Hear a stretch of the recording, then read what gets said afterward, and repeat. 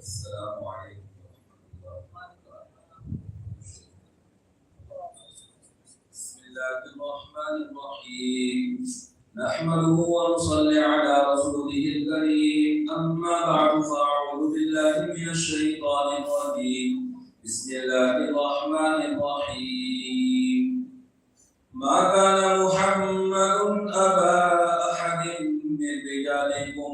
ولكن رسول الله وخاتم النبيين وكان الله بكل شيء عليما.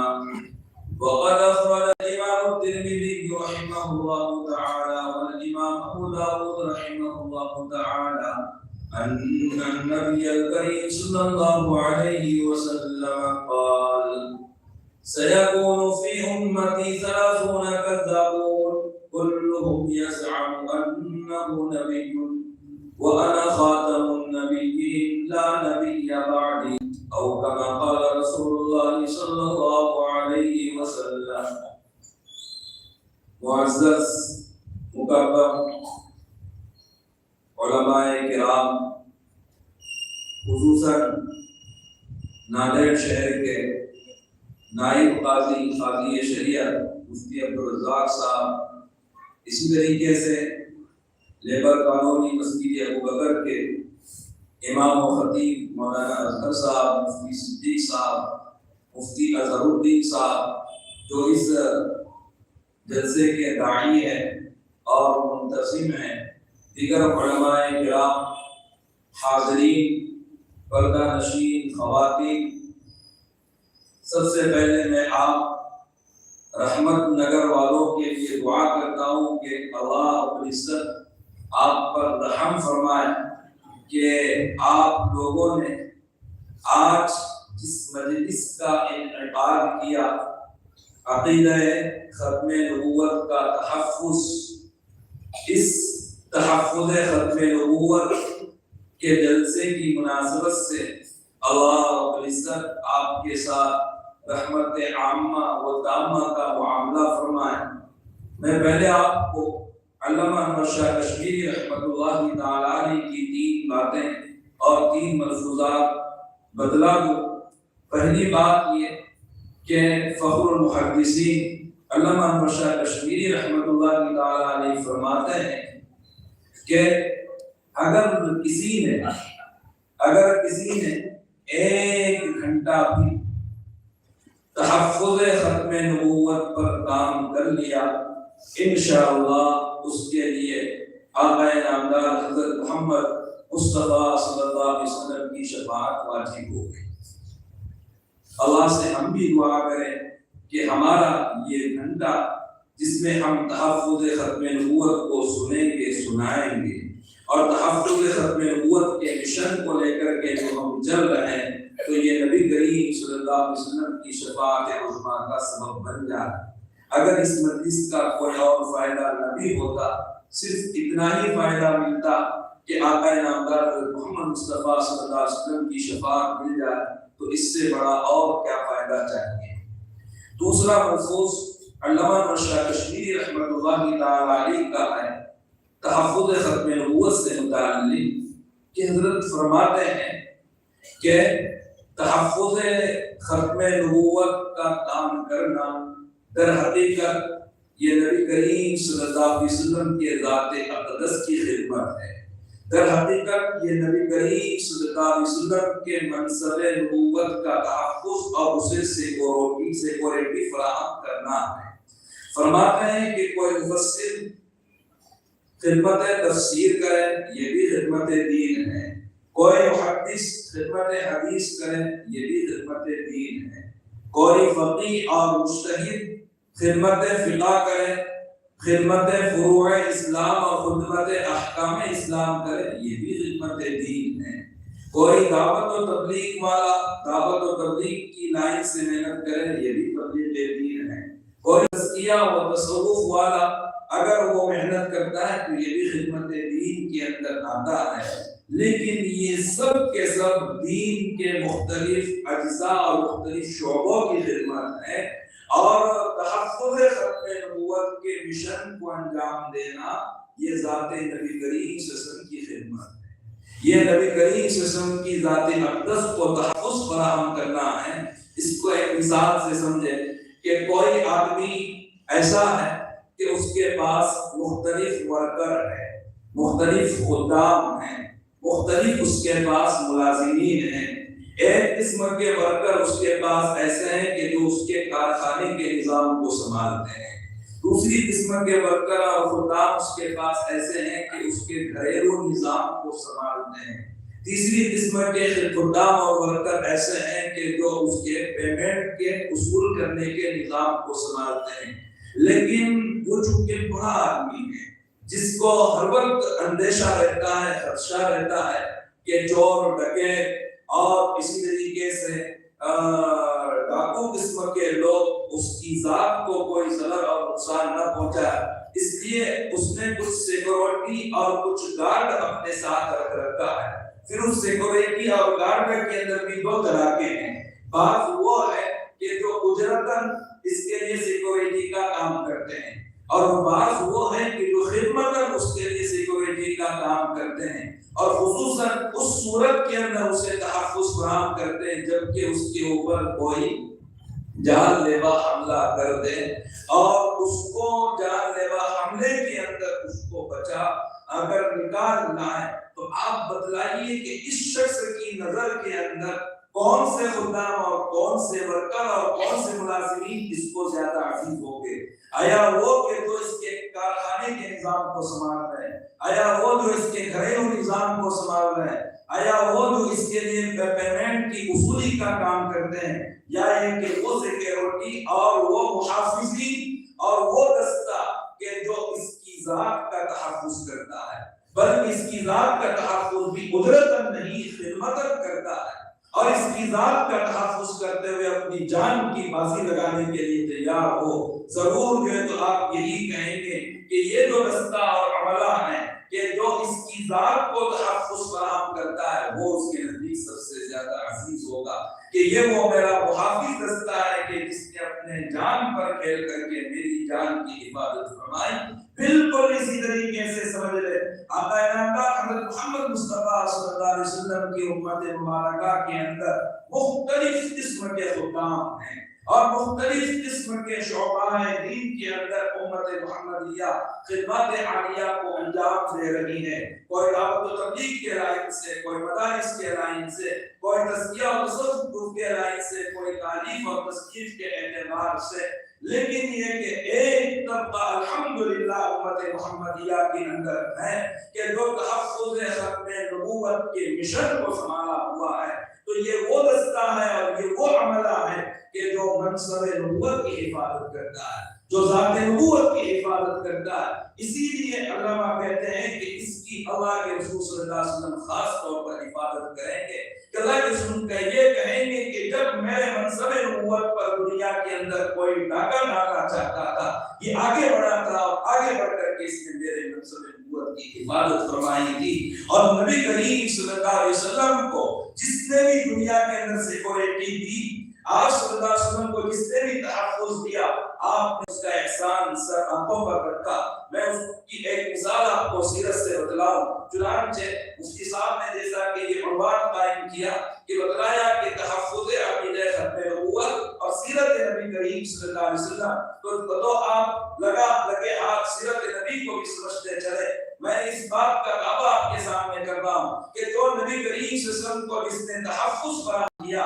چاہے آپ کی ذات کو تحفظ اس نے دیا تھا یا آپ کے منصب نبوت کو وہ تحفظ دے، وہ نبی کریم صلی اللہ علیہ وسلم کی سر آنکھوں پر ہے۔ آپ صلی اللہ علیہ وسلم اس کا بہت زیادہ احسان مانتے ہیں۔ چنانچہ اللہ کے نبی کریم صلی اللہ علیہ وسلم جب مکہ مکرمہ کے لوگوں سے مایوس اور نا امید ہو کر کے طائف گئے، لیکن طائف کے لوگوں نے بھی آپ صلی اللہ علیہ وسلم کی دعوت کو قبول نہیں کیا، وہاں سے آپ صلی اللہ علیہ وسلم بالکل مایوس نا امید لوٹے ہیں، تو اب کہاں جائیں؟ مکہ سے تو نکل چکے تھے، طائف کے اندر بسنا چاہتے تھے، طائف والوں نے بھی نکال دیا، تو کہاں جائیں؟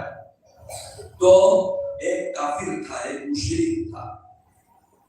اس کا نام تھا مطعم بن عدی، وہ بڑا مضبوط تھا، طاقتور تھا۔ اس نے اپنے بچوں کو ساتھ لیا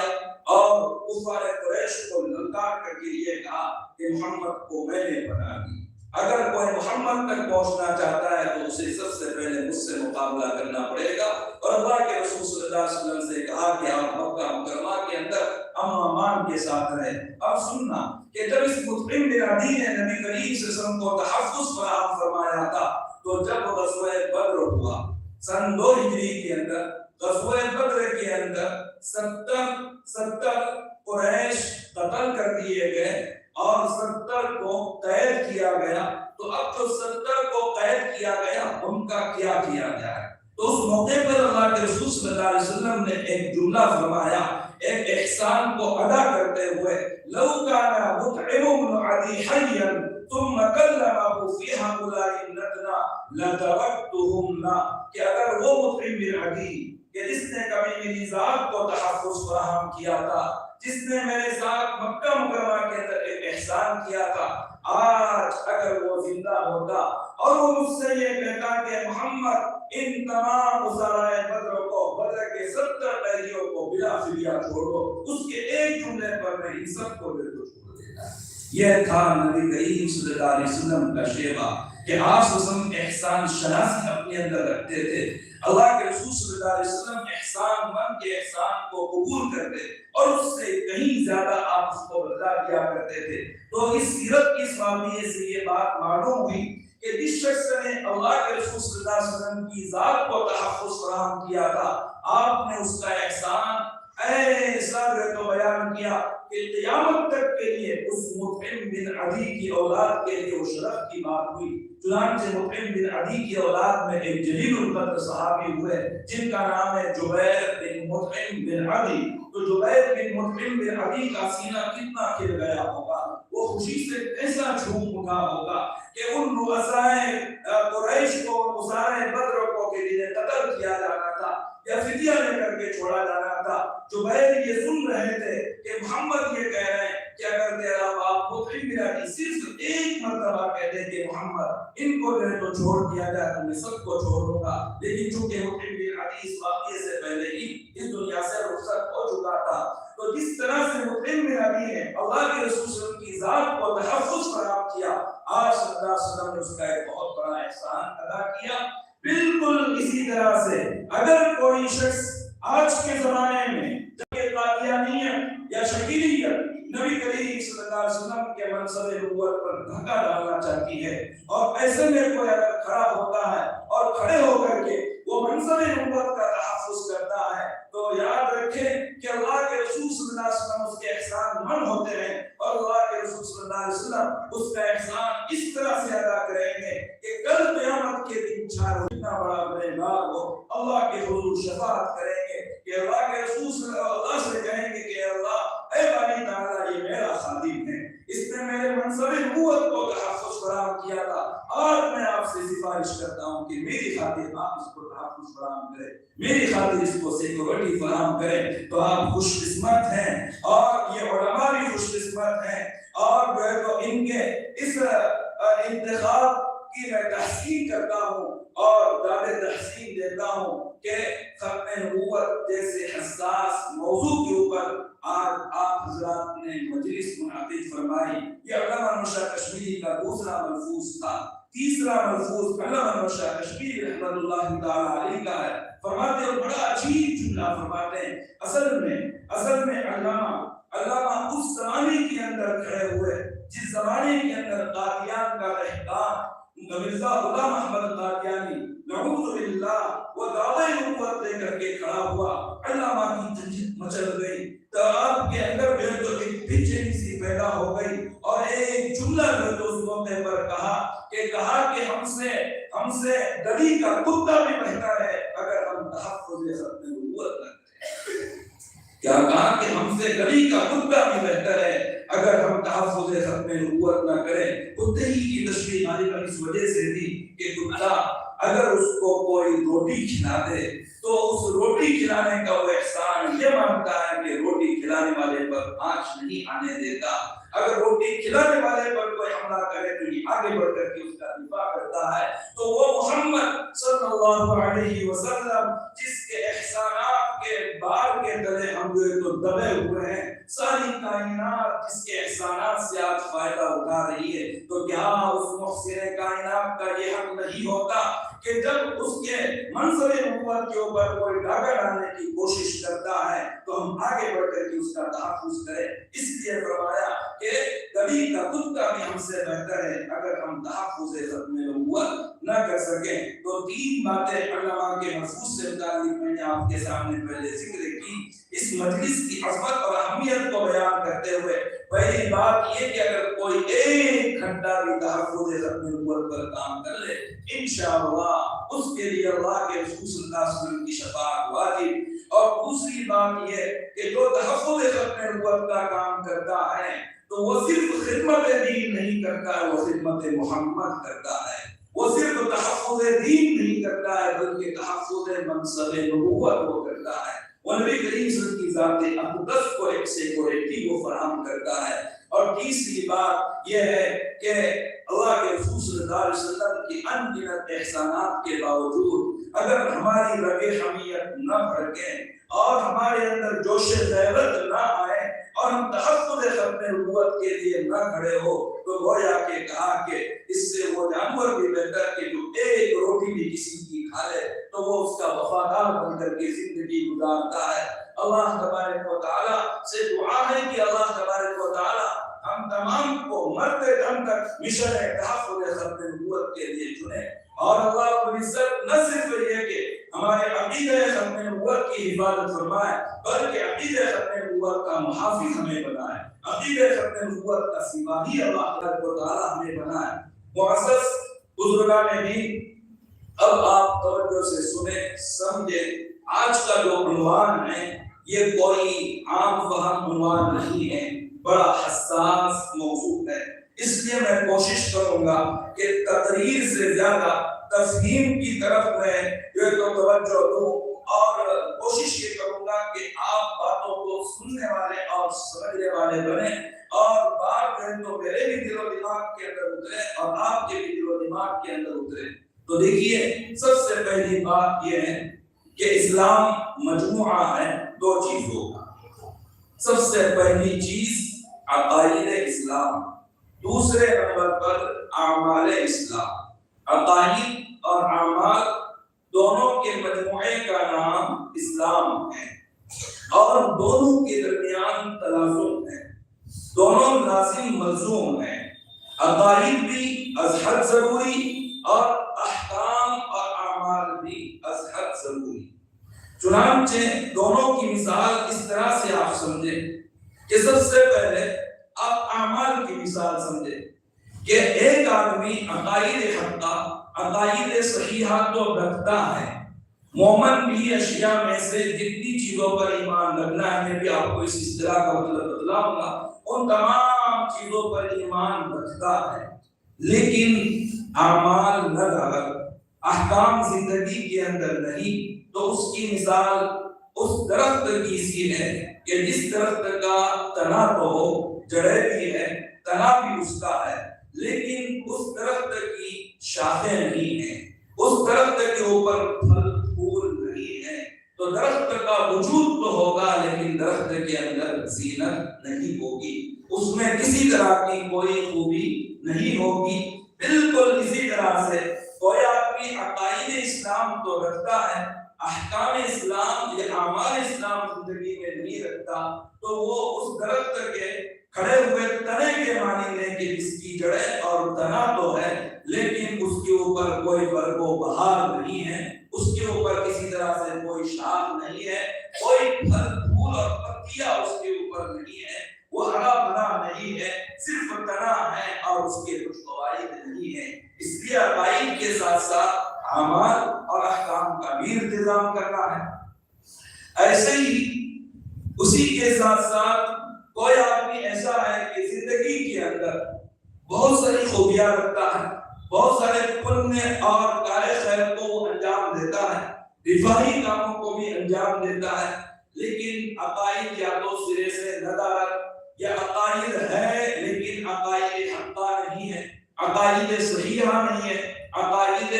فاصلہ ہے، عقائد زائغہ ہے، کج عقائد ہے۔ تو اس کی مثال اس درخت کی سی ہے کہ جس کی جڑیں زمین میں پیوستہ ہے ہی نہیں، کشجرۃ تجسد من فوق الارض ما لها من قرار، اس درخت کے مانند ہے کہ جس کو زمین کے اوپر سے آسانی سے اٹھا کر کے پھینک دیا جاتا ہے، جس میں کسی طریقے سے کوئی قرار نہیں ہوتا ہے۔ یعنی اس کا مطلب یہ ہے کہ اگر کسی کے پاس عقائد ہے، اعمال نہیں، تو کسی درجے میں اس کا تو کام چل بھی جائے گا، کیونکہ اس کا نفس وجود تو ہے، لیکن کوئی آدمی درجے دفاعی کام کرتا، پنیہ کے کاموں کو انجام دیتا ہے، کارے خیر کو انجام دیتا، عقائد سرے سے نہیں ہے یا ہے لیکن اس کے غلط عقائد ہے، تو ایسی صورت کے اندر اس آدمی کے دل کے اندر ایمان کی جڑیں مضبوط ہی نہیں ہوئی، لہذا اس میں ایمان کا کسی طریقے سے کوئی قرار نہیں ہوتا ہے،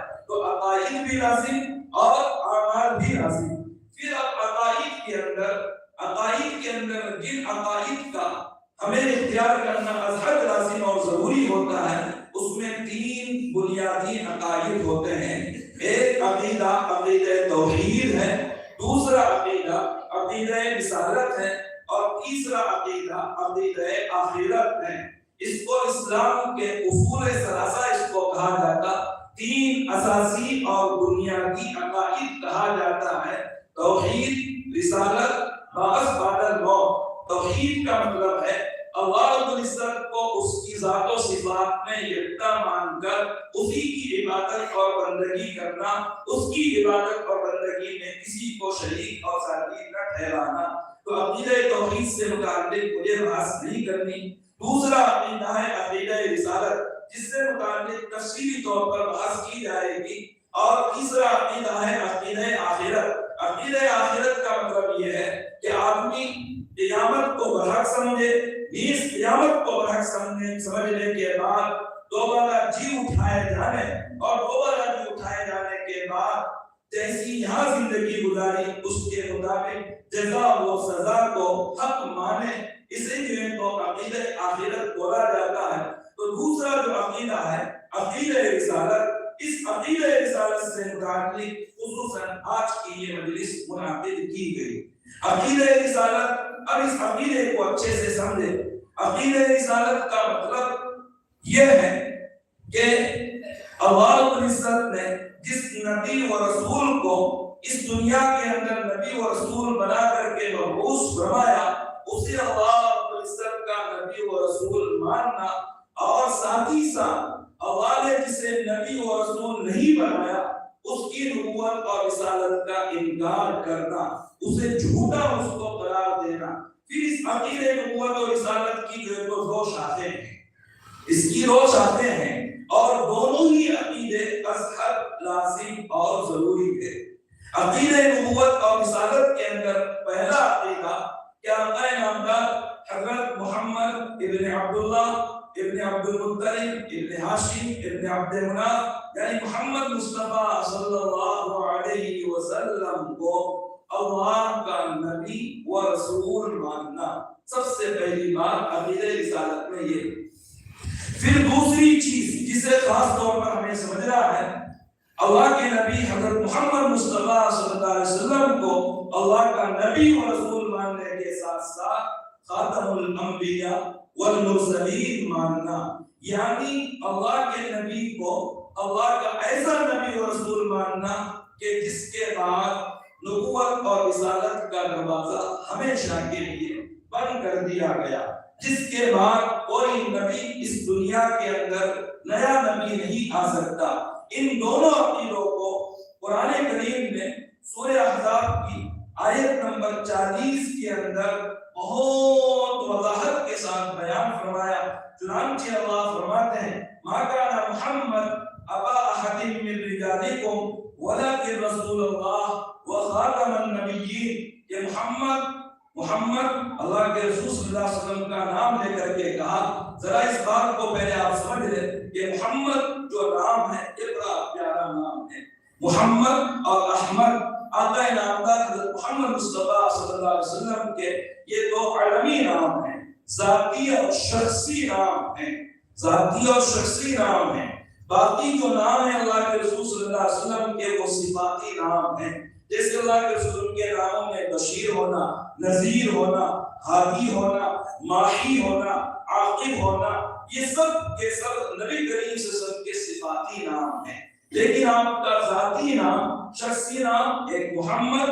اور دوسرا احمد۔ محمد نام قرآن کریم کے اندر 4 جگہ کے اوپر آیا، ایک تو چوتھے پارے کے اندر وما محمد الا رسول، اور دوسرا سورہ احزاب کے اندر ما کان محمد ابا احد من رجالکم، اور تیسرا اور چوتھا 26ویں پارے کے اندر دو جگہ کے اوپر سورہ محمد والذین آمنوا بما نزل علی محمد، اور اسی طریقے سے فرمایا محمد رسول اللہ، کہ محمد صلی اللہ علیہ وسلم اللہ کے رسول ہیں۔ قرآن کریم کے اندر محمد یہ نام 4 مرتبہ آیا،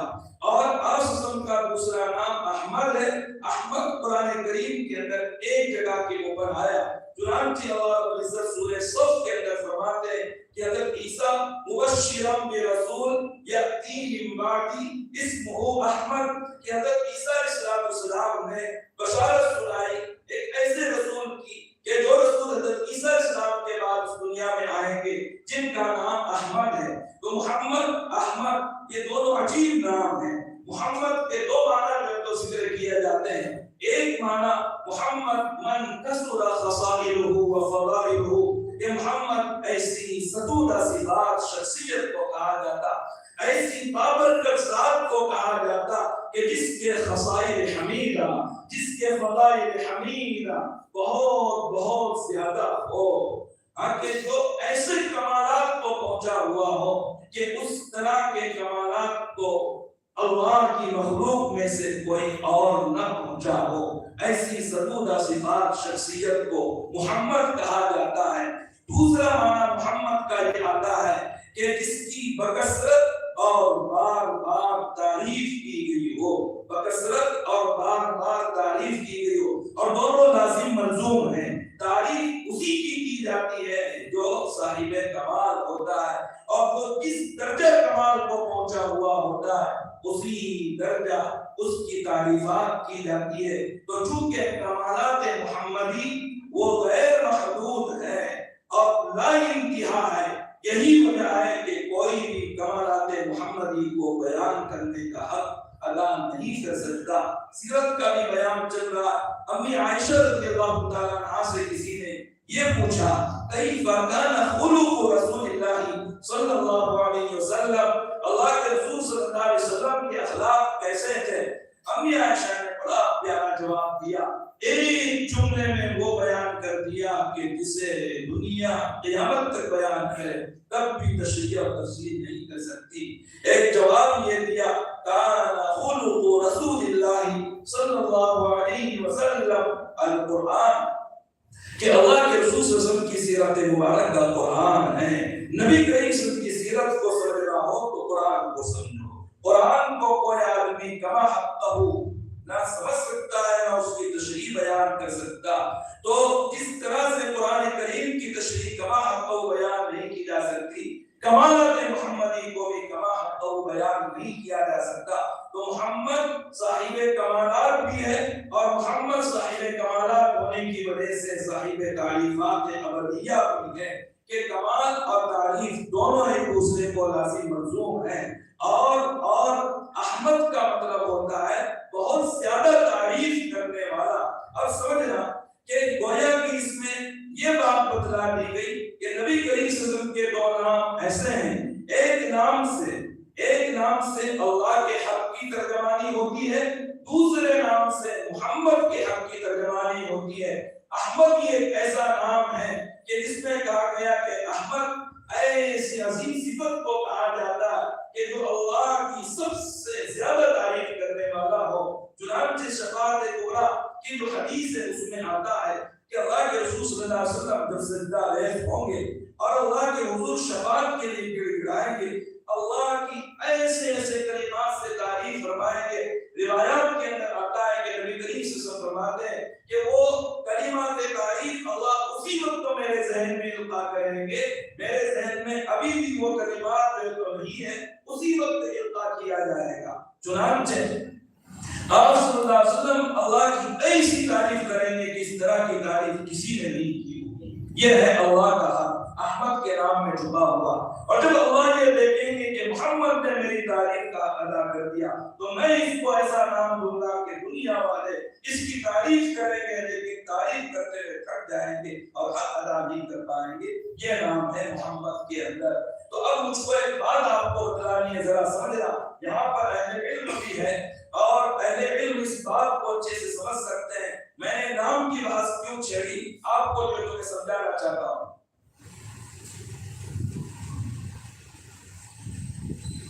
نام کی بحث اس وجہ سے چھیڑی کہ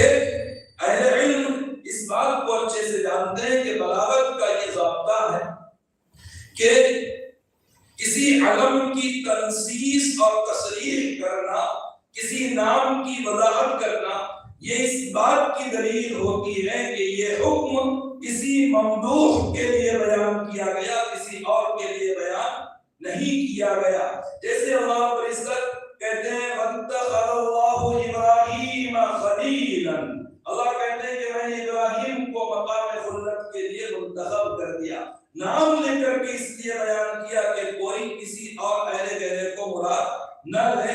ہاں, تو اسی طریقے سے یہاں ما کان محمد نام لے کر کے یہ بات فرمائی کہ محمد آگے والا کہ رسول اللہ و خاتم النبیین, کہ محمد ہی خاتم النبیین ہے, کوئی اور نہیں. جو خاتم النبیین ہے اس کا نام محمد ابن عبداللہ ابن ہاشم ابن عبد المطلب ابن محمد ابن عبداللہ ابن عبد المطلب ابن ہاشم ابن عبد المناف ہے. کوئی ایسا غیرہ کسی اور نام کا جو تو کھڑا ہو جائے تو ہرگز وہ خاتم النبیین کا مستحق نہیں ہو سکتا. تو یہاں نام لے کر کے کہا کہ محمد, آگے کہا کہ وہ خاتم النبیین, کہ محمد ہی خاتم النبیین ہے, محمد کے سوا کوئی اور خاتم النبیین نہیں. اور محمد کے بعد نبوت کا سلسلہ قیامت تک کے لیے ختم کر دیا گیا. نبوت اور رسالت کے سلسلے کو بالکل بند کر دیا گیا, کیونکہ یہاں یہ نبوت اور رسالت کا سلسلہ ایسے کمال کو پہنچا کہ اس کے بعد کسی طرح کی کوئی گنجائش نہیں ہوتی. میں آپ کو یہ بات سمجھا رہا تھا کہ عقیدہ نبوت اور رسالت, اللہ کے نبی کریم صلی اللہ علیہ وسلم کی نبوت اور رسالت سے متعلق دو عقیدے ہم پر لازم ہیں. پہلے انبیاء سے متعلق صرف ایک عقیدہ لازم تھا کہ اس نبی کو, اس رسول کو, اس نبی اور رسول کی امت نبی اور رسول مانے, یہاں پر بات ختم ہو جاتی تھی. لیکن ہمارے نبی کریم صلی اللہ علیہ وسلم کے لیے یہ لازم اور ضروری ہے کہ اللہ کے نبی کریم صلی اللہ علیہ وسلم کو نبی اور رسول ماننے کے ساتھ ساتھ آپ کو خاتم الانبیاء والمرسلین بھی مانے. اگر کوئی آدمی اللہ کے نبی کو نبی اور رسول کو مانتا ہے, خاتم الانبیاء والمرسلین نہیں مانتا, وہ پکا کافر ہے. اس کے کفر کے اندر ذرہ برابر کوئی شک و شبہ نہیں ہے. صرف اتنا کہنے سے کام نہیں چلے گا کہ محمد نبی ہے, بلکہ یہ کہنا پڑے گا کہ محمد ایسا نبی ہے کہ اس کے بعد کوئی اور نبی نہیں. جیسے عقیدہ توحید کے اندر بھی یہی دو باتیں ہیں, یہی باتیں محمد صلی اللہ علیہ وسلم کی نبوت اور رسالت کے اندر بھی ہے. عقیدہ توحید کے اندر اگر کوئی کہے کہ اللہ معبود ہے, کام نہیں چلے گا. یہ کہنا پڑے گا کہ اللہ یکتا ایسا معبود ہے کہ اللہ کے علاوہ کوئی معبود نہیں ہے. عقیدہ توحید میں دو چیزیں ہیں, نفی اور اثبات. نفی اور اثبات ملے گی تو توحید پختہ ہوگی. عقیدہ نبوت اور رسالت محمدیہ کے اندر بھی یہی دو باتیں ہیں, نفی اور اثبات. نفی اور اثبات دونوں ملیں گے تو جا کر کے عقیدہ پختہ ہوگا کہ محمد اللہ کا ایسا نبی اور رسول ہے کہ اس کے بعد کوئی نبی اور رسول نہیں ہے. تب جا کر کے بات پختہ ہوگی. اور یہی دو باتیں, ولیکن رسول اللہ, کہ محمد اللہ کے رسول ہے, یہ پہلا عقیدہ. دوسرا عقیدہ وخاتم النبیین, کہ محمد خاتم الانبیاء والمرسلین ہے. ابھی میں نے آپ کو صرف یہ عقیدہ سمجھایا, یہ آیت نہیں سمجھائی. اس آیت میں جو خوبی ہے انشاءاللہ میں آگے چل کر کے اس کو بیان کروں گا. اب سمجھنا, اللہ کے نبی کریم صلی اللہ علیہ وسلم کی ختم نبوت کو قرآن نے بھی بہت صراحت کے ساتھ بیان کیا, احادیث مبارکہ نے بھی بہت صراحت کے ساتھ بیان کیا. بلکہ حکیم الاسلام قاری تقی صاحب رحمۃ اللہ تعالی علیہ نے عقیدۃ الطحاوی کے اندر اس بات کو لکھ دیا اور بہت اچھے سے لکھا. فرماتے ہیں کہ ان عقیدۃ ختم النبوہ من ضروریات الدین, عقیدہ ختم نبوت ضروریات دین میں سے ہیں. عقائد دین میں سے ہے، اصول دین میں سے ہے، اور آگے فرماتے ہیں کہ ضروریات دین میں تعویل اور توجیہ کی گنجائش نہیں ہوتی، بلکہ یہ فرماتے ہیں کہ ضروریات دین میں تعویل اور توجیہ کرنا یہ کفر ہے۔ بغیر کسی تعویل اور توجیہ کے نبی کریم صلی اللہ علیہ وسلم کے عقیدہ ختم نبوت کو تسلیم کیا جائے۔ چنانچہ اللہ کے رسول صلی اللہ علیہ وسلم کی ختم نبوت کو قرآن نے بہت صراحت کے ساتھ بیان کیا، متعدد آیات کریمہ میں جو کہ انشاءاللہ آگے آپ کو بتلاؤں گا، اور احادیث مبارکہ کے اندر بھی نبی کریم صلی اللہ علیہ وسلم کے عقیدہ ختم نبوت کو بہت صراحت کے ساتھ بیان کیا گیا، جو احادیث میں آپ کے سامنے آگے بیان کروں گا۔ بلکہ عقیدہ ختم نبوت پر مشتمل احادیث حد تواتر کو پہنچی بھی ہے، اور تواتر کا منکر کافر ہے، تو ایسی ختم نبوت کا منکر وہ بھی جو تو پکا کافر ہے۔ آپ صلی اللہ علیہ وسلم نے اپنے عقیدہ ختم نبوت کو دو بہت واضح مثالوں سے سمجھایا۔ بڑی پیاری مثال اللہ کے رسول صلی اللہ علیہ وسلم نے بیان فرمائی، ذرا سننا سمجھنا ان مثالوں کو۔ ایک مثال اللہ کے رسول صلی اللہ علیہ وسلم نے صحیح احادیث کے اندر، مسلم شریف کے اندر بھی روایت ہے، مسند احمد کے اندر بھی روایت ہے، بڑی پیاری روایت ہے، اس سے آپ کو بہت اچھے سے بات سمجھ میں آئے گی۔ اللہ کے رسول صلی اللہ علیہ وسلم فرماتے ہیں کہ میری مثال ما قبل کے انبیاء کی مثال ایسے ہیں جیسے کسی نے ایک محل تعمیر کیا، اور اس محل کو تعمیر کرنے پر اس میں صرف ایک اینٹ کی جگہ جو ہے تو خالی چھوڑ دی۔ اب لوگ آتے ہیں اس محل کی نقاشی کو دیکھ کر کے، اس کی بناوٹ کو دیکھ کر کے، اس کی خوبصورتی کو دیکھ کر کے وہ عش کرتے ہیں، اس پر رشک کرتے ہیں، اس محل کی خوب تعمیر کرتے ہیں، خوب تعریف کرتے ہیں، لیکن یہ کہ اس محل کی تعریف کرتے ہوئے ایک جملہ وہ یہ کہتے ہیں کہ کاش کہ اس ایک محل کے اندر، اس محل کے اندر اس ایک اینٹ کی جگہ بھی جو ہے تو خالی نہ رکھی ہوتی، اس ایک اینٹ کی جگہ کو بھی پر کر دیا جاتا۔ آپ کبھی دیکھتے ہیں کہ خصوصاً جو ٹھیکیدار ہیں، مستری ہیں، وہ اس کو اچھے سے سمجھتے ہیں، گھر بنانے والے بھی اس کو جو ہے تو سمجھتے ہیں۔ واضح مثال ہے، کسی نے جو ہے تو مکان تعمیر کیا، کبھی یہ ہوتا ہے کہ پھر جو اینٹ لگائی گئی اس اینٹ کو نکال دیا گیا بندی لگانے کے لیے، تو کبھی یہ ہوتا ہے کہ ایک آدمی بھول جاتا ہے، بھول کر کے جو ایک اینٹ کی جگہ تھی وہ چھوڑ کر کے چلا جاتا ہے، تو لوگ یہ کہتے ہیں کہ عجیب بات ہے، آپ نے پورا اچھا محل تعمیر کیا، اس میں ایک اینٹ کی جگہ جو ہے تو کیوں خالی رکھ دی؟ تو کہتے ہیں کہ ارے وہ ٹھیکیدار یا مستری وہ بھول گیا، انشاءاللہ جو ہے تو اس کو پر کر دیں گے۔ فرمایا کہ بالکل اسی طرح سے اللہ کے رسول صلی اللہ علیہ وسلم فرماتے ہیں کہ قصر نبوت کو سمجھو۔ اللہ رب العزت نے حضرت آدم کے ذریعے سے قصر نبوت کی پہلی اینٹ رکھی، پھر اس کے بعد دوسری رکھی، تیسری رکھی، یہاں تک کہ اس قصر نبوت کے اندر اللہ رب العزت اینٹیں رستے چلے گئے تاکہ حضرت عیسیٰ علیہ السلام آئے۔ عیسیٰ علیہ السلام اور نبی کریم کے درمیان کوئی نبی نہیں ہے، اسی لیے حضرت عیسیٰ کہتے ہیں مبشرا برسول یأتی من بعدی، کہ میں اس رسول کی بشارت لاتا ہوں کہ جو میرے بعد آئے گا جس کا نام احمد ہوگا۔ حضرت عیسیٰ تک وہ قصر نبوت مکمل ہوا، لیکن اس کے اندر ایک اینٹ کی جگہ جو ہے تو خالی چھوڑ دی گئی۔ تو آپ صلی اللہ علیہ وسلم فرماتے ہیں کہ فَأَنَا تِلْكَ الَّذِينَ وَأَنَا خَاتَمُ النَّبِيِّينَ، کہ وہ ایک اینٹ جس کے ذریعے سے قصر نبوت کو پور کر دیا گیا، فرمایا کہ وہ میں ہوں، کہ میں خاتم النبیین ہوں۔ تو جب اس قصر نبوت میں صرف ایک اینٹ کی جگہ تھی اور ایک نبوت کی جگہ تھی، اور وہ جگہ پر کر دی گئی محمد بن عبداللہ کے ذریعے سے، تو قصر نبوت پر ہو چکا، تو پھر کیسے کسی اور کے دعوے کو قبول کیا جا سکتا کہ میں بھی اس قصر نبوت کا حصہ ہوں؟ اس کو کہا جائے گا کہ تو جھوٹا ہے، تو اس دیوار کو توڑ کر اس کے اندر گھسنے کی کوشش کر رہا ہے، اور کوئی کسی کی دیوار کو توڑ کر اس میں نہیں لگانا چاہے گا، آج بھی اس کے لیے لڑ پڑے گا کہ میرے اس مقام کو تو کیوں منہدم کرتا ہے۔ تو ایسی کوئی اگر دعوے نبوت کرتے ہوئے، ختم نبوت کا انکار کرتے ہوئے وہ قصر نبوت کے اندر اگر گھسنا چاہتا ہے، امت اس کو کبھی گوارا نہیں کرے گی، کبھی برداشت اس کو نہیں کرے گی۔ بہت واضح مثال سے نبی کریم صلی اللہ علیہ وسلم نے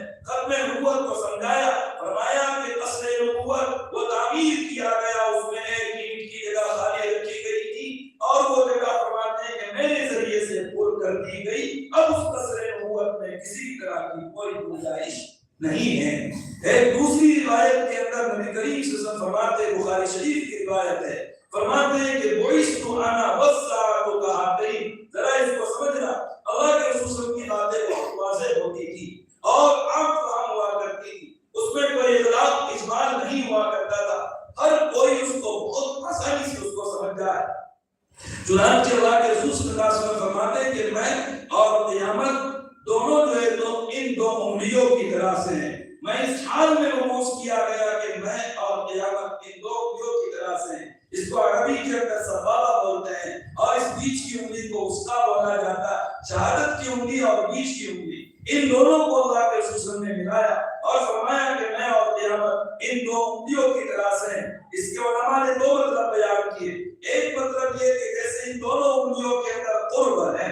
بہت زیادہ قرب ہے، کوئی فاصلہ نہیں ہے، ایسی اللہ کے رسول صلی اللہ علیہ وسلم اور قیامت میں بہت زیادہ قرب ہے، کوئی زیادہ فاصلہ نہیں ہے۔ یہ آسان سا مطلب، لیکن دوسرا مطلب جو ہمارے اس موضوع سے متعلق ہے وہ یہ کہ جیسے ان دو انگلیوں کے درمیان کوئی تیسری انگلی داخل نہیں کی جا سکتی، یعنی دو انگلیوں کے درمیان کسی اور غیر چیزوں کو داخل نہیں کیا جا سکتا، فرمایا کہ بالکل اسی طرح سے میرے اور قیامت کے درمیان کسی اور نئے نبی کو داخل نہیں کیا جا سکتا، میرے اور قیامت کے درمیان جس طرح سے کوئی فاصلہ نہیں، ایسی میرے اور قیامت کے درمیان کوئی نیا نبی حائل نہیں ہو سکتا۔ وغیرہ کہ اگر کوئی حائل ہونے کی کوشش کرے گا تو ان دو انگلیوں کے اندر وہ تیسری انگلی کو گزرنے کی کوشش کرے گا، جس کو ذرہ برابر کوئی اس کو پسند نہیں فرماتا ہے۔ اور یہ بات کہ نبی کریم صلی اللہ علیہ وسلم خاتم النبیین والمرسلین ہیں، صحابہ کے اندر عام فہم بات تھی۔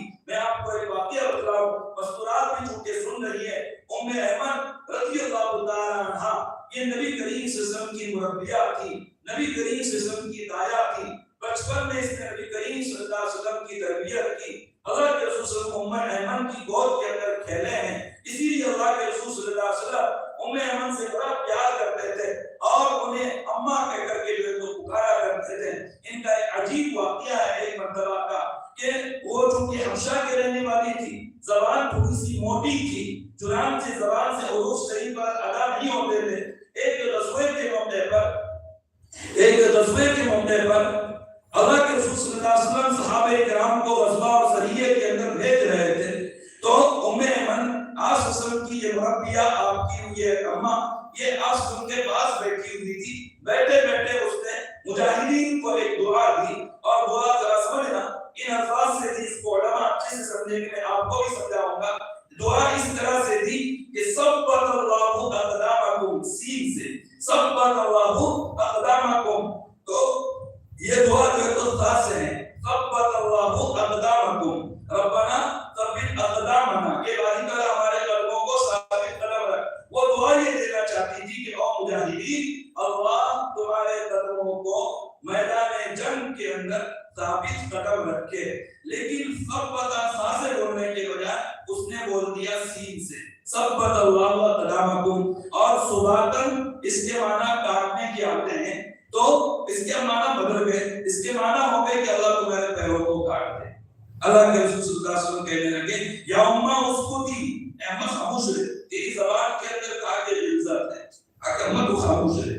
دعا دے رہی تھی، پیروں کو جمع نہیں کی، لیکن دعا دے دی جو تو پیروں کو کاٹنے کی، یعنی جملے کا معنی بن جاتا تھا۔ اس سے تجوید کی اہمیت بھی سمجھ میں آئے گی۔ میں نے تو اپنی بہنوں سے، بھائیوں سے یہ بات کہوں گا کہ قرآن پڑھو، تجوید کے ساتھ پڑھو۔ قرآن تجوید کے ساتھ نہیں پڑھیں گے، معنی کچھ کا کچھ جو ہے تو ہو جاتا ہے، ہم کچھ پڑھنا چاہ رہے کچھ مان رہے اور جو ہے تو الفاظ جو کچھ اور نکل رہے۔ تو ام ایمن وہ چونکہ حبشہ کی رہنے والی تھی، اللہ کے رسول صلی اللہ علیہ وسلم سے بڑی محبت کرتی تھی، اللہ کے رسول صلی اللہ علیہ وسلم بھی ان سے جو ہے تو بڑی محبت کیا کرتے تھے۔ اللہ کے رسول صلی اللہ علیہ وسلم ماؤں کا بڑا احترام کرتے تھے۔ آپ صلی اللہ علیہ وسلم کی حقیقی ماں آمینہ ہے، رضائی ماں جو ہے تو حلیمہ ہے، اور ام ایمن تربیت کرنے کے اعتبار سے یہ ماں ہوئی ہے۔ چنانچہ اللہ کے رسول صلی اللہ علیہ وسلم ہر جمعہ کے دن، جمعہ کی نماز پڑھنے ہونے کے بعد ام ایمن کے گھر جایا کرتے تھے اور ان کی خبر گیری کیا کرتے تھے۔ جب اللہ کے رسول صلی اللہ علیہ وسلم اس دنیا سے پردہ فرما گئے تو اللہ کے رسول صلی اللہ علیہ وسلم کی دنیا سے پردہ فرما جانے کے بعد ابو بکر صدیق رضی اللہ تعالیٰ عنہ خلیفہ بنے۔ ابو بکر صدیق نے حضرت عمر سے کہا کہ اے عمر ذرا چلو ہمارے ساتھ کہ اللہ کے رسول رسول صلی اللہ علیہ وسلم ام ایمن کی خبر گیری کیا کرتے تھے، ہم بھی نبی کریم صلی اللہ علیہ وسلم کی ماں ام ایمن کی خبر گیری کریں۔ چنانچہ ابوبکر اور عمر اللہ کے رسول کی سنت کو فدا کرتے ہوئے ام ایمن کی خبر گیری کے لیے تشریف لے گئے، تو ام ایمن کے پاس جب گئے تو ام ایمن جاتے ہی ان دونوں کو دیکھ کر کے رونے لگی، تو ابوبکر اور عمر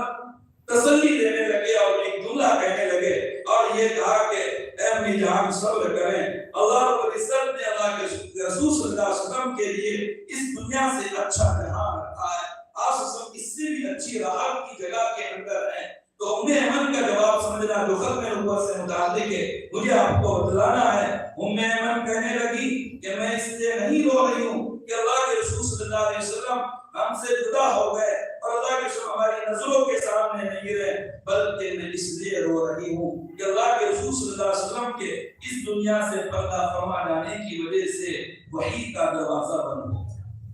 یہ ہے ختم نبوت کہ نبی کریم صلی اللہ علیہ وسلم کے اس دنیا سے پردہ فرما جانے کی وجہ سے وحی کا دروازہ بند ہو چکا ہے۔ یہ وحی کا دروازہ اب کبھی کھل نہیں سکتا، وہ نبی کریم صلی اللہ علیہ وسلم پر کامل اور مکمل ہو گیا۔ اسی کو کہا گیا وَانْقَطَعَ لِمَوْتِكَ مَا لَمْ يَنْقَطِعْ لِمَوْتِ أَحَدٍ، کہ نبی کریم صلی اللہ علیہ وسلم کے اس دنیا سے پردہ فرما جانے سے وہ چیز منقطع ہوئی جو کسی نبی کے دنیا سے پردہ فرما جانے سے منقطع نہیں ہوئی تھی۔ تو نبی کریم صلی اللہ علیہ وسلم کی ختم نبوت کو احادیث مبارک کے اندر بھی بہت وضاحت کے ساتھ بیان فرمایا گیا۔ چنانچہ ایک روایت کے اندر جو ترمذی شریف کی روایت ہے، ابو داؤد شریف کی روایت ہے، ثوبان مولا رسول اللہ صلی اللہ علیہ وسلم اللہ کے رسول صلی اللہ علیہ وسلم کے آزاد کردہ غلام ہیں، وہ فرماتے ہیں کہ اللہ کے رسول صلی اللہ علیہ وسلم نے فرمایا کہ نبی کریم صلی اللہ علیہ وسلم فرماتے ہیں کہ میری اس امت کے اندر 30 جھوٹے اور 30 دجال ہوں گے،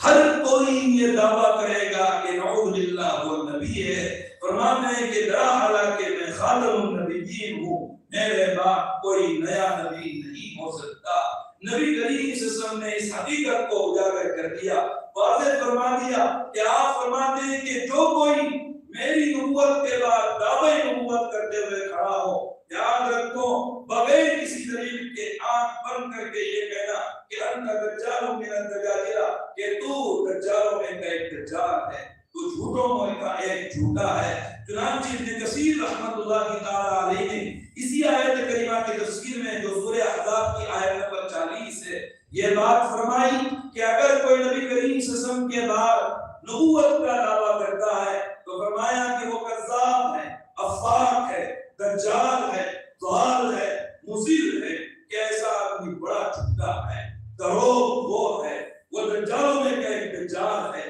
گمراہ ہے اور لوگوں کو گمراہ کرنے والا ہے۔ دجال دو طرح کے ہیں، اس کو بھی ذرا سمجھنا، دجال دو طرح کے ہیں، ایک قسم کے دجال وہ جو دعوی نبوت کرتے ہیں اور ایک قسم کا بڑا دجال وہ کہ جو دعوی الوہیت کرے گا، خدائی کا دعویٰ کرے گا۔ ایک قسم کے دجال وہ کہ جو نبی کریم صلی اللہ علیہ وسلم کی نبوت کے بعد نبوت کا دعویٰ کرے، ان کو بھی نبی کریم صلی اللہ علیہ وسلم نے دجالوں میں سے کہا۔ اور ایک بڑا دجال وہ کہ جو ڈائریکٹ خدائیت کا دعویٰ کرے گا، ڈائریکٹ الوہیت کا دعویٰ کرے گا۔ لیکن یہ امت کی غیرت کی بات ہے، الحمدللہ یہ امت کی حمیت کی بات، بلکہ اس امت کی محمد صلی اللہ علیہ وسلم سے محبت کی بات، نام محمد سے محبت کی بات، کہ یہ امت ہر چیز کو دوبارہ کر سکتی ہے، یہ امت اعمال میں بھی کوتا ہو سکتی ہے، یہ امت چاہے کلی طور پر اسلام کو فالو نہ کرے، کلی طور پر احکام اسلام کو اپنی زندگی کے اندر نہ برتے، لیکن جب بات آتی ہے ختم نبوت کی تو اس کی لگے حمیت بڑھت ہوتی ہے۔ یہ ہر چیز کو برداشت کر سکتی ہے لیکن اس کو برداشت نہیں کرے گی کہ کوئی شخص کھڑا ہو اور وہ دعوی نبوت کرتے ہوئے یہ دعویٰ کرے کہ نعوذ باللہ میں نبی ہوں۔ امت نے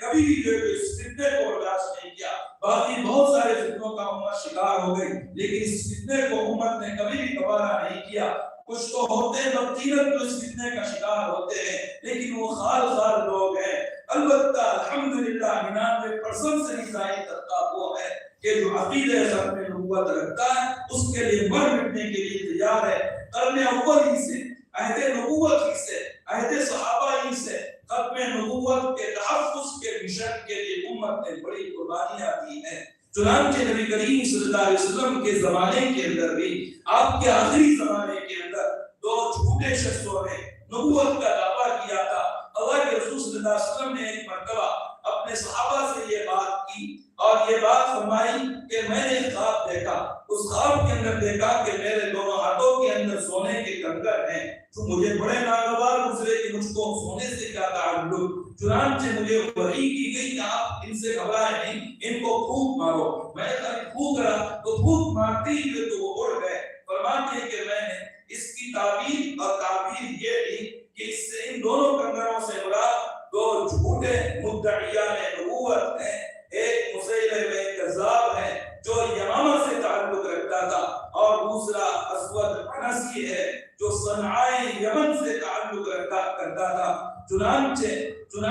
ان دونوں کا انجام بھی ذرا آپ سمجھے۔ اللہ کے رسول صلی اللہ علیہ وسلم کی حیات طیبہ ہی کے اندر اسود عنسی کو جہنم رسید کر دیا گیا۔ اللہ کے رسول صلی اللہ علیہ وسلم نے حضرت فیروز دہلوی رضی اللہ تعالیٰ عنہ کو ایک محاذ پر بھیجا۔ چنانچہ فیروز دہلوی رضی اللہ تعالیٰ عنہ نے بڑی ہمت سے کام لے کر، باوجود کہ اسود عنسی وہ جو ہے تو صنعاء کے اندر اپنی حکومت رکھتا تھا، لیکن اس کی حکومت سے آپ خائف نہیں ہوئے، مرعوب نہیں ہوئے، اپنے چند ساتھیوں کو ساتھ لے کر کے اور اس کی بیوی کو اس کو اپنا ہم خیال بنا کر کے اس کو بڑی حکمت کے ساتھ اسود عنسی کو جہنم رسید کر دیا۔ چنانچہ جب اسود عنسی کو قتل کر دیا تو اس موقع پر بذریعہ وحی اللہ کے رسول صلی اللہ علیہ وسلم کو خبر کی گئی، اور یہ خبر آپ کو ایسے وقت میں پہنچی جب کہ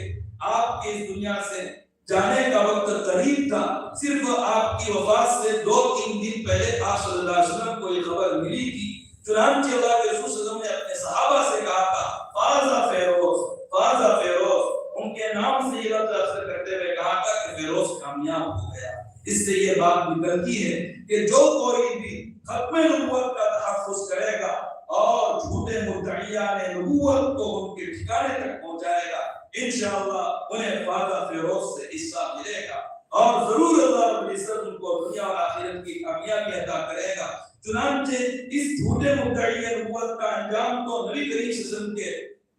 زمانے کے اندر ہو چکا اور وہ جہنم رسید ہو گیا، لیکن ایک شخص باقی تھا جس کا نام تھا مسیلمہ کذاب۔ کذاب کا اس کو نام دیا گیا، کذاب مانا بہت زیادہ جھوٹا، یہ اس کا نام نہیں تھا، لقب تھا، نام اس کا جو ہے تو مسیلمہ کذاب۔ اس مسیلمہ کذاب کا کیا کیا جائے؟ چنانچہ حضرت ابو بکر صدیق رضی اللہ تعالیٰ عنہ کھڑے ہوئے۔ ابو بکر صدیق نے حضرت خالد بن ولید رضی اللہ تعالیٰ عنہ کی سرکردگی کے اندر بڑا لشکر جو ہے تیار کیا، جس لشکر کے اندر وہ صحابہ کرام کے جو حفاظ صحابہ کرام تھے، حفاظ صحابہ اس زمانے کے اندر ان صحابہ کو کہا جاتا تھا جو ماہر قرآن ہوتے تھے، جو صرف قرآن کے الفاظ کے حافظ نہیں، قرآن کے الفاظ، قرآن کے معانی اور احکام اسلام، فقہ اسلام سب کے وہ یعنی علم بردار ہوا کرتے تھے۔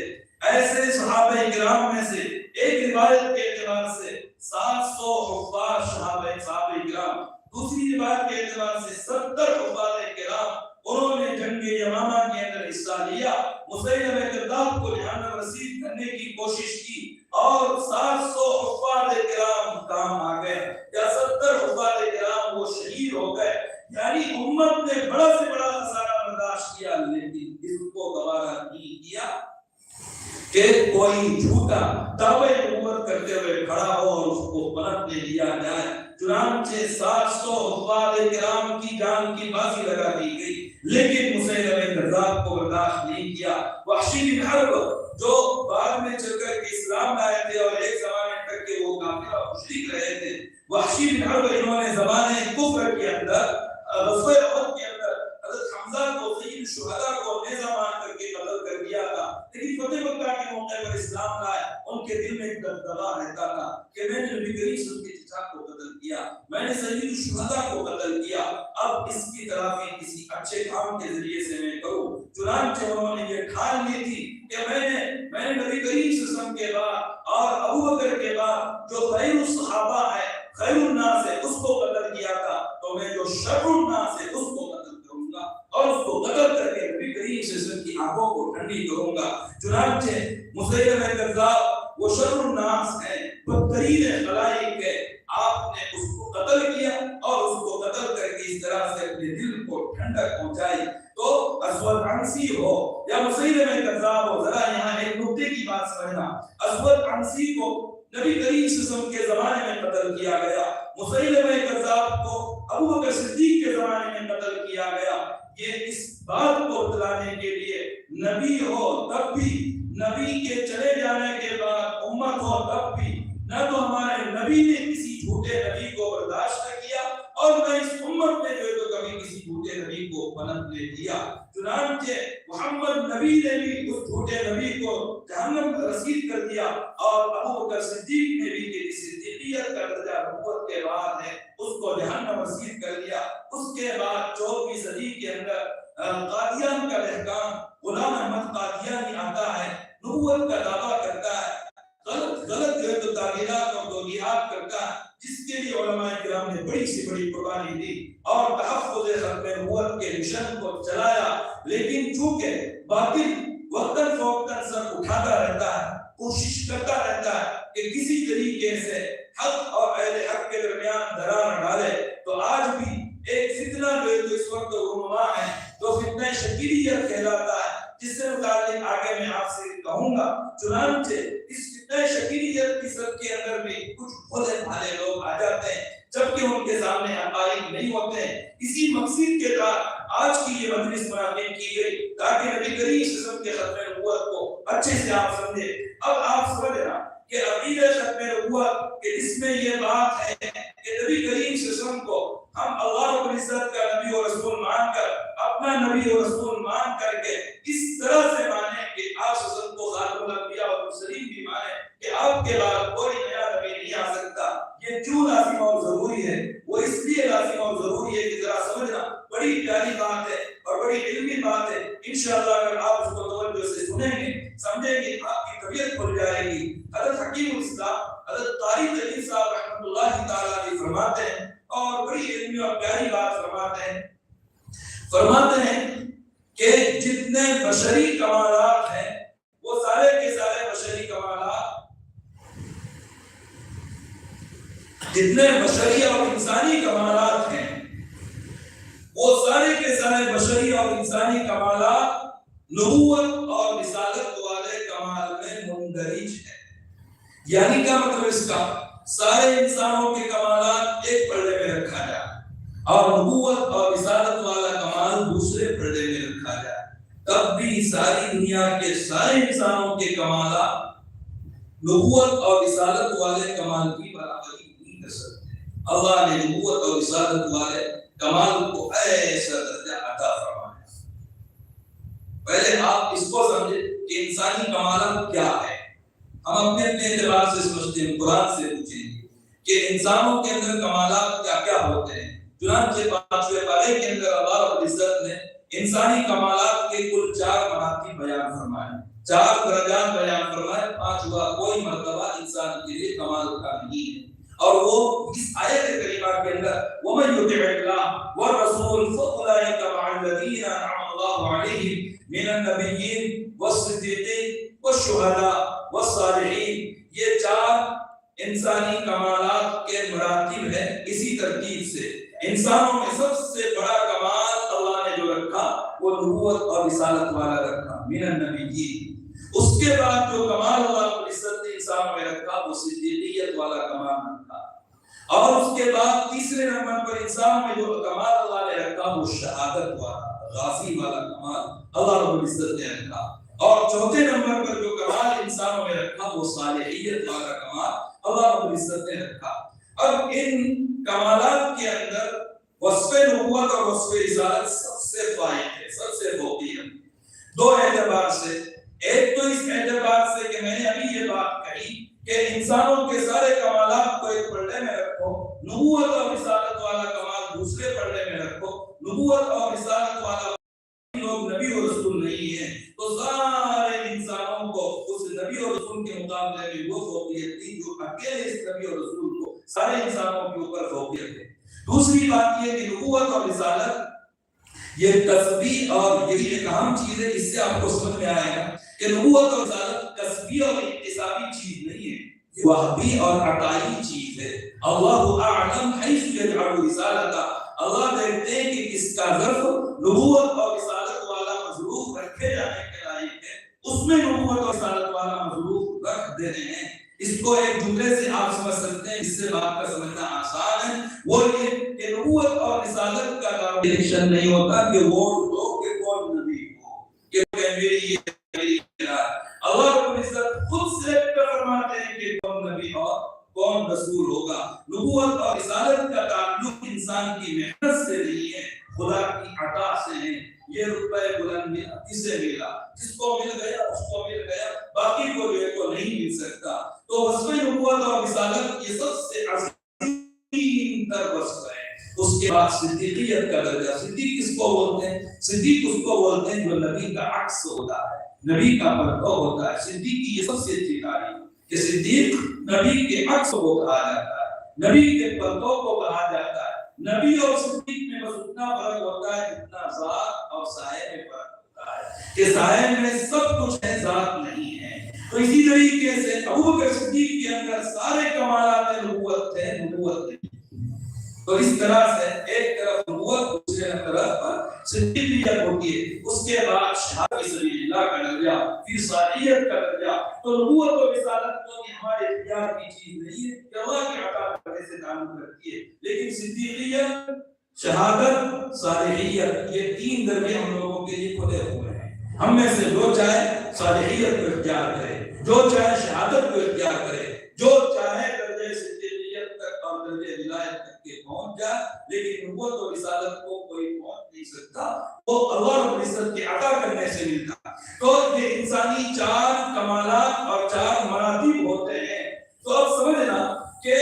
انسانوں کے جتنے بھی مراتب کمالات ہیں وہ سب کے سب مرتبہ نبوت اور رسالت میں سمٹ کر کے آ جاتے ہیں۔ ایک بات۔ دوسری بات کہ جس طرح سے سارے کمالات انسانی نبوت اور رسالت کے اندر سمٹ کر کے آ جاتے ہیں، ایسے ہی سارے کمالات نبوت اور رسالت کمال ختم نبوت میں سمٹ کر کے آ جاتے ہیں۔ یعنی آقا نامدار حضرت محمد مصطفیٰ صلی اللہ علیہ وسلم کو ایک تو اللہ نے نبی و رسول بنایا، اس کا مطلب یہ کہ ساری دنیا کے انسانوں کے کمالات آپ کی ذات میں جمع۔ پھر دوسرا، اللہ کے رسول صلی اللہ علیہ وسلم کو اللہ رب العزت نے خاتم الانبیاء والمرسلین بنایا، تو اس کا مطلب یہ ہوا کہ آدم سے لے کر کے